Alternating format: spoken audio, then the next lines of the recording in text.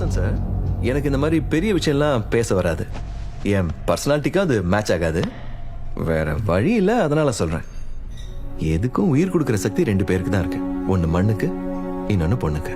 அப்படிப்பட்டவங்களோட எதுக்கு sir மம்பு? Just surrender ஆயிடும், அவ்வளவுதான். Amulya, what's happening? இல்ல முடியாதுன்னு சொன்னா என்கிட்ட 3 ஆப்ஷன்ஸ் இருக்கு. 1, உங்க ஆளுங்களை அடிச்சு உங்களை கண்ட்ரோல் பண்றது. 2, உங்களையே அடிச்சு உங்களை கண்ட்ரோல் பண்றது.